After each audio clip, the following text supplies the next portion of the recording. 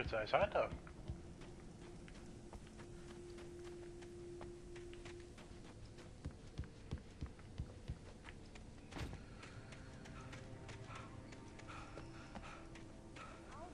Wait here, Al. I'll hold down the fort. I'll be with you here.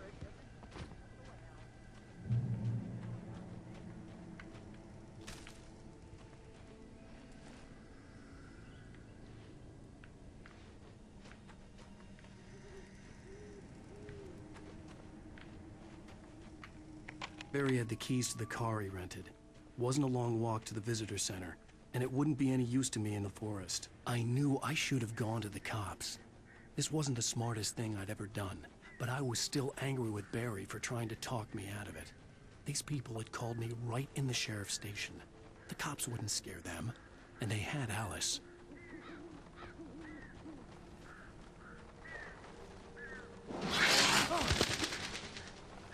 Fucking hell.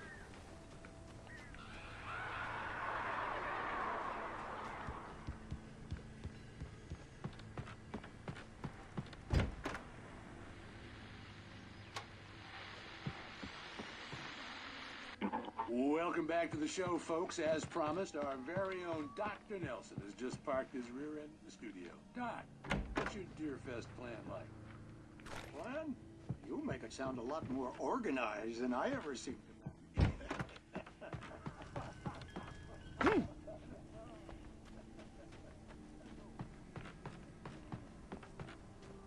Don't want to stay there.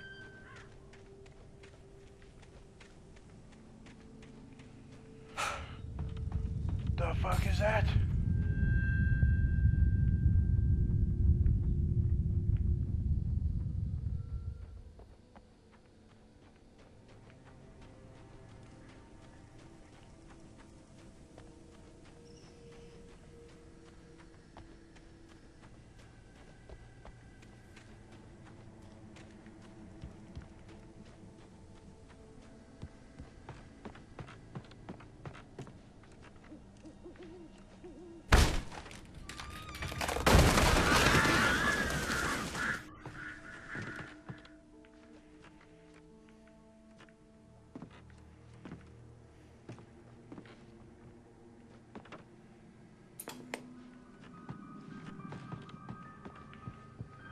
Crime and punishment.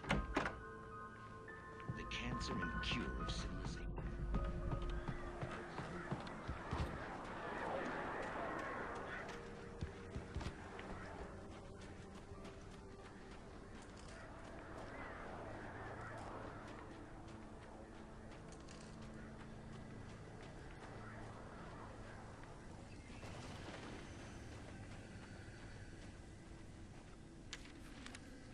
Take a look at that. Barry had never gotten along with Alice, but he knew Alan loved her with an almost frightening intensity. And now something had happened to Alice. And here was Al armed with a gun and saying things people got put in padded cells for. It was as if his friend had experienced a massive psychotic episode and was now totally disconnected from reality. It scared the shit out of Barry. Scared The shit air out in of the me, visitor too. center was heavy with an awful smell, as if some rotten drowned thing had crawled up from its grave. Rusty kept coughing blood. My eyes were drawn to the twisted shape of his broken leg. The attack had been vicious. Max whined in his cage. Rusty's eyes were wild with fear and terror. He gasped. "Mr. Wake, it happened just the way it was on that page."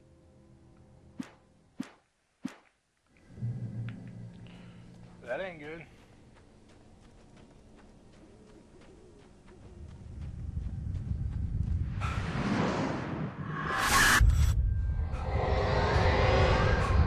The vision left me weak. This was no head injury.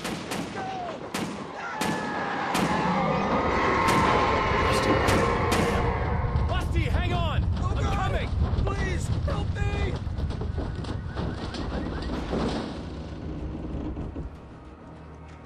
Anybody? Help me! Help! Help me! Can you hear me? Anyone? Hello? Please help! Back here! I'm back here! Mr. Wake? Oh, hell. It happened just the way it was on that page. I found. Came true. It knew. So dark. It'll come back for me. You must... The lights. In the office. I have the key. Okay, Rusty. Hang on. I'll be right back. Whatever did this couldn't be far. Rusty had found a page from the manuscript. It would help me understand what had happened.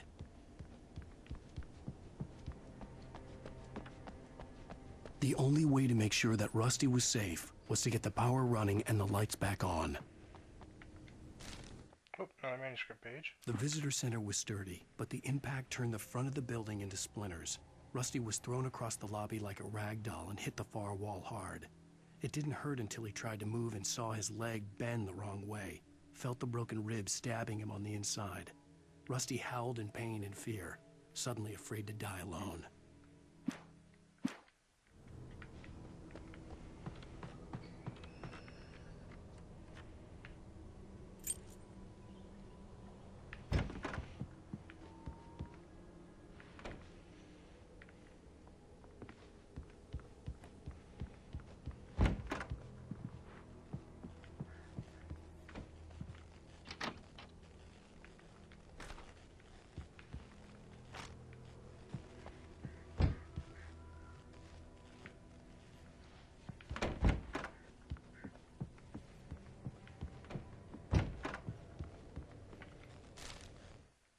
At the last instant, I changed direction and threw myself down. The axe splintered the trunk of a tree. I stumbled into the pool of bright light. My lungs burned. I was too exhausted to move. I tensed as I waited for the killing blow, but it never came. I raised my head. Nothing moved in the darkness beyond. For the moment, bathed in the cold light, I was safe.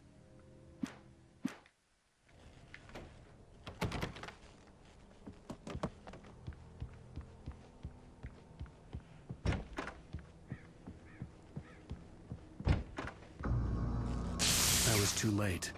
Someone had destroyed the circuit breaker. There was no way to get the lights back on. Rusty! Rusty! The ground was covered with oily patches that looked like liquid darkness.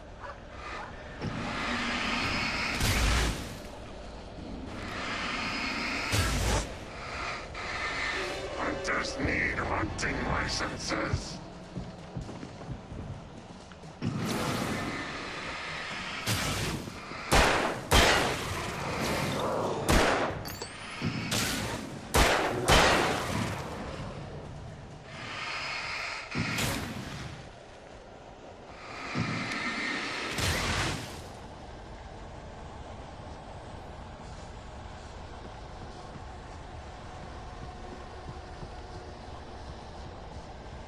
Something had torn a mammoth-sized hole in the wall. Please! Don't feed the animals. Fishing! Is only for those prisoners. Who purchase a park Fishing license? Obey! the operator's instructions. At all times! Rusty? Rusty, no! Never! Two bears and wolves! Never approach any other wildlife closer than 25 yards. pets must be leashed. At all times. Never leave your pet. And unattended.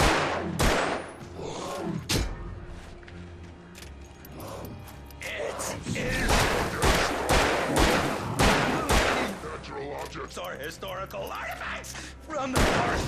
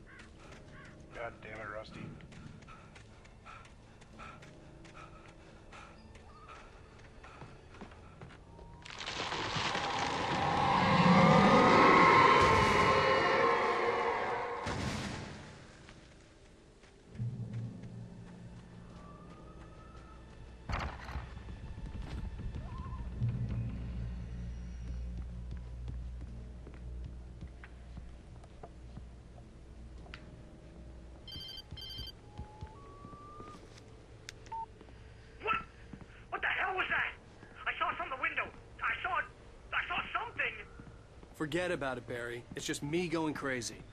Oh, jeez. Oh, jeez. You're not crazy.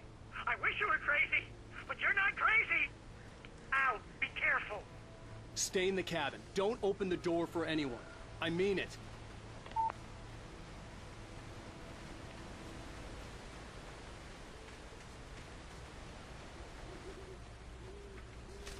Ooh, another manuscript. In that last instant of consciousness, Rusty thought about Rose. He was older than she was. Rose was barely out of her teens, but she made him feel young and forget what a train wreck his long-dead marriage had been. He still wore the ring. He'd been waiting for her to tell him to take it off. Now she never would.